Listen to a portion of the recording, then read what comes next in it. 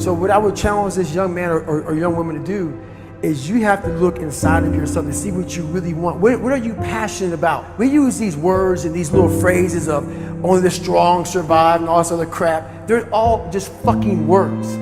I get so tired of hearing people just talking. Like right now, someone may think Goggins just talking. You don't know me. So when I speak from passion, I speak from experience, I speak from suffering. I have to tell this young man or woman that the only way I believe, this is my experience in life, the only way you're ever going to get to the other side of this journey is you have got to suffer to grow.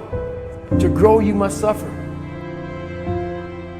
You can become the kind of person that is so in tune with the values that you have and what you actually want, that when feelings rise up, you can choose to act however you want despite them. Even if you're tired, you can still go to the gym. Even if you're annoyed with your spouse, you can still speak in a manner that's loving. Even if you don't feel like doing that hard work, you can still push yourself to do it. Your feelings aren't a choice. Your behavior and your thoughts are always a choice. Several people live to be 100 years old, and they have great lives, and they have great kids. Their kids go to college and all sorts of stuff. But somewhere in their life, there was a point where they had a decision to make. They can go left or right on this path. Left was the easy route. Right was the hard route. A lot of people take the easy route. And they had a good life that way, but the better life was going to the right side. And you may have 20 years of pain and suffering to get past it, but a lot of us die never truly starting our journey. And I would tell this young person, you gotta start your journey. It may suck, but it will come out the other side where you're coasting. Many people are suffering from battle fatigue. They've been standing a long time, trying to break the addiction, believing for the promotion, praying for that family member, but hasn't happened yet. They never dreamed they'd still be single, still be dealing with the illness, still be trying to get the loan. Now they're tired. Let me encourage you, your time is coming. Your due season is on the way. Don't let time talk you out of it. Don't let discouragement cause you to give up. Don't let negative thoughts convince you to settle where you are. You were born to succeed, to win, to conquer all difficulties, and to have all your faculties fully developed. Make up your mind you're going to do it every day, every day, every day, until you don't have to think about it, and then you'll automatically do it. I guarantee you, this idea will change your life. Think about it all day, because that is definitely an idea that will give you results that will stick. No matter who you are, no matter where you are in life, you can take the lid off of your job. If you're wondering if you still have the lid on in your life, here are some clues that's going to let you know that the lid is still on.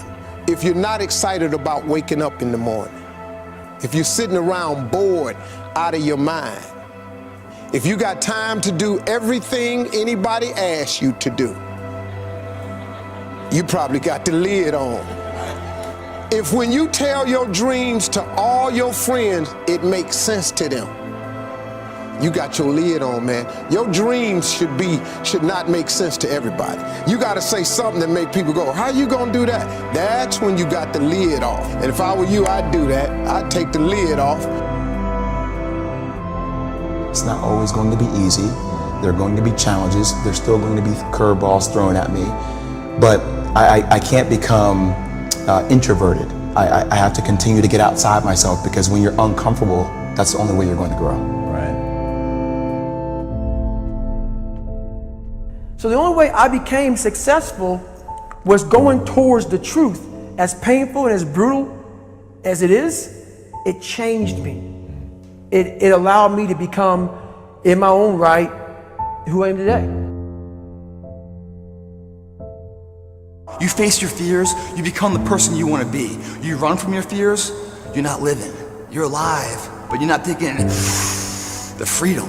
You're not running the day. The day's running you. You always be the f***ing servant, not the master, guys. We all fall down in life, guys. The question is, who gets back up? Again, it's not the potential of the individual. It's not the genetics. It's a perseverance, the never say die attitude. If you constantly keep throwing shit against the wall, eventually something will stick, guys. Never give in to what you want. We need trust, right? We need trust. When we're surrounded by people who believe what we believe and trust starts to emerge, when we trust them and they trust us, we're more willing to take risks. We're more willing to experiment, which requires failure. We're more willing to explore and go somewhere that no one has ever gone before, with the confidence that if we fail, if we trip over, if we turn our backs, that those within our community, those who we trust and who trust us, will look after us while we're gone, will pick us up when we fall over, will help us when we're hurt. Our very survival depends on it. Courage, someone who has the courage no matter what to believe in something wholeheartedly and follow that with faith and courage to just go. And if I was able to do it, you can too. You know, but you need to start making that choice. You need to make that choice right now for yourself. There are people who have lost their arms, lost their sight. There have been people that have been through the most horrific experiences in life, and they found a way to still be happy because they've made the decision that life is too short to suffer. God will use the foolish things to confound the wise. God can use a man without arms and legs to be his hands and feet, to prove that it's not about Nick. It's not about his ability. It's not about him and his strength and how he speaks all around the world and uses his hands greatly as gestures and body language while he gets excited preaching. It's not about me, it's about Jesus. I didn't write my story. Jesus wrote my story. He knew me before the earth began. And I don't know about you, but yeah, it's good to have a job. It's good to have a relationship and get married and have kids. It's good to have that stuff. But until you find Jesus Christ as your Lord and Savior, there will be always something missing. You can't rely on you because you will fail you every single time, just about. I needed Him, not just because of this, but for my heart, for my mind. By the grace of God, He kept me here on earth, even though I tried to commit suicide at age 10. The bullying at my school convinced me that I was a mistake, that I'd never eventuate to anything. Man, what a lie. When you realize it's just the devil, I say just the devil because the devil's nothing compared to Jesus.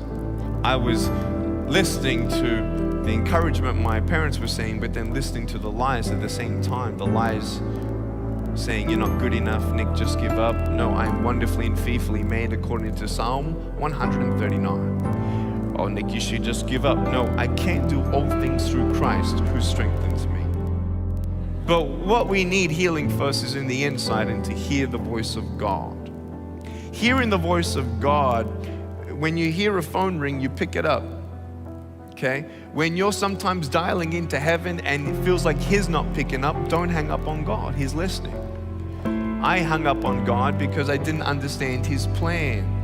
God said through my parents, Nick, God's got a plan for your life. Jeremiah chapter 29, verse 11. I have a hope, plan, and a future. I'm like, no way, there's no race like that. There's no heaven, there's no God. Look at all the pain in the world. If God loved the world, then why is He letting so much pain happen? Later on, you realize in the Bible, God doesn't give us pain, but whatever the enemy tried to use for bad, God turned into good. I can't do anything with my broken pieces, but there's nothing that God cannot do. I've seen pain. I've seen miracles. God allows things that we don't understand, but I want you to know if you hold on to Him, He'll hold on to you. If you trust in the Lord with all your heart, even when you cannot walk, He'll carry you. When you don't get a miracle, you can still be a miracle.